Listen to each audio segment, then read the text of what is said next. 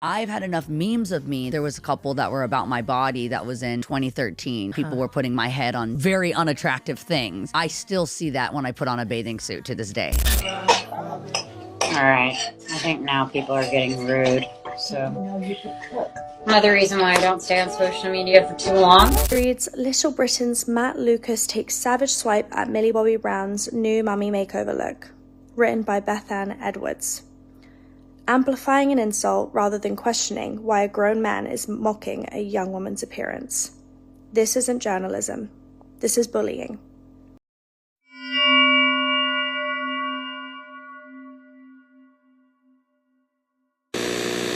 The definition of disrespect, according to Merriam-Webster, is to show a lack of regard or esteem for someone or something, treating them rudely, insultingly, or with contempt, rather than with the proper honor, esteem, or courtesy.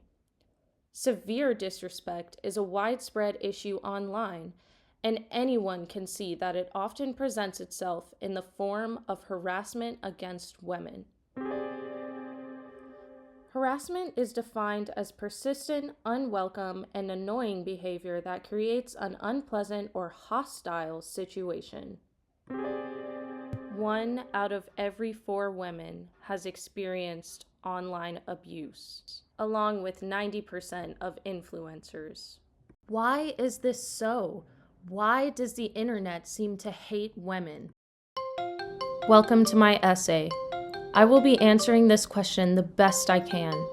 More importantly, however, I will propose a solution, insurmountable as it may seem. From my personal experiences of witnessing online harassment of women, it is incredibly disturbing, personal, and problematic. It is becoming increasingly normalized, which is unacceptable if society is to respect women and continue to move toward feminism. As a feminist and a woman, I despise that I have to watch my fellow women be ruthlessly torn apart on the internet. I've seen it have dire effects on people's mental health. To better understand this mechanism, I would like to point out that, since women are a marginalized group in society, they are more likely to be affected by comments targeting identity or who someone is. This type of harassment has been proven to be the most harmful form. But of course, there are many. One study found that the research surrounding the different forms of online harassment is lacking in clarification and depth. So, the authors took action, as we all can, and should. Harassment can take the form of cyberbullying, cyber dating abuse, revenge porn, and cyberstalking. How did we let it all get this bad? And why does it even happen in the first place? I believe one of the culprits is the widespread use of the internet, which brought about the ability to hide behind a screen.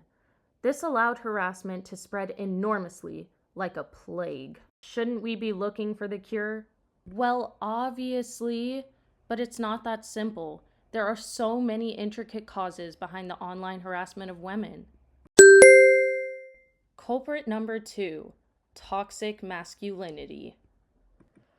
Toxic masculinity is so difficult to overcome because it is ingrained into men by society. Most don't even realize it or its effects. It does not only pertain to women. I would like to recognize everyone who experiences its effects and their hardships. Harassment can happen against men too, typically in the form of emasculation. One study found that anything feminine is a threat to men who have been conditioned by society to be insecure. They've been taught that masculinity is power and femininity is a weakness. Furthermore, it documents a link between the men going their own way ideology and toxic masculinity, and how the types of harassment MGTOW generates is rooted within a deeply misogynistic ideology that propagates beliefs of the toxic aspects of masculinity. The analysis demonstrates that the misogyny and violence produced by MGTOW is not explicitly extreme in nature, which contributes to the socialization of men within these groups and the normalization of misogynistic and sexist beliefs. Thus appears the vicious cycle. The normalization and socialization of toxic masculinity encourages the normalization and socialization of online harassment. So what we've got on our hands here is an inherently sociological issue. It is really, really, really hard to change social norms of sexism and racism, which unfortunately have existed in the United States for so long. But it's not impossible. Have some optimism. After all, knowledge is power, and women could use some power. Because of this, we must still address the intersection of race and harassment online, grim as it is. Although social hierarchies were designed a long, long time ago, they are absolutely still relevant. Based on my research, I theorize that they are the second culprit behind the online harassment of women. Racial hierarchies fuel online harassment and vice versa. This is supported by the fact that women of color are more likely to experience online harassment than white women. Let's look into this field of research. According to Francisco and Felmley's study on Twitter, the authors describe the themes that arose from aggressive tweets against both Latinx women and Black women. For Latinx women, the themes that emerged from harassment comments were racist stereotypes, which often mention immigration. Black women also faced racism and stereotypes, as well as being referred to as promiscuous and/or hypersexual. This blatant disrespect and racism that women of color face online, which come from real-world ideals, reveal broader systems of inequality. Therefore, when searching for solutions, intersectionality must take center stage. Defined by Dr. Kimberly Crenshaw, intersectionality is a lens through which you can see where power comes and collides, where it interlocks and intersects. The power structures in question are social hierarchies that create social actors. In other words, many people are taught by their families and peers, history, the workforce, and other sources that some people are better than others and thus act accordingly. Since these power structures are evident on the internet, we face an intersectional issue. However, this does not mean the harassment of women on the internet isn't incredibly personal. No matter how much we'd like to think what happens online stays online, we'd be wrong. Harassment can affect someone's mental well-being.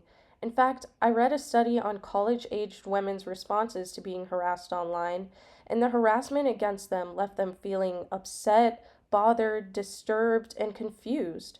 One woman even reported that she felt like a complete and total wreck. Despite all of these devastating emotions, subjects generally described themselves as being unconfrontational. They felt completely powerless. It seems impossible to stop this harassment, but I think we can at least fight back. This brings me to my last question. What can we do to fight against the people harassing women online? 1. Don't be passive. Report and block the account that is harassing someone. 2. Don't fight hate with hate. But you don't have to be silent either. You never know, telling someone that what they did was wrong might affect them. 3. Use your privilege for good. If you're a man, check other men. They're more likely to listen to you. 4. Take breaks from social media. You'll automatically avoid any negativity circulating there. 5. Most importantly, although you may not be able to control the actions of others, you can be kind.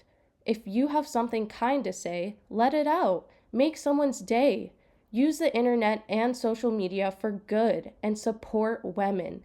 We deserve to exist in any space.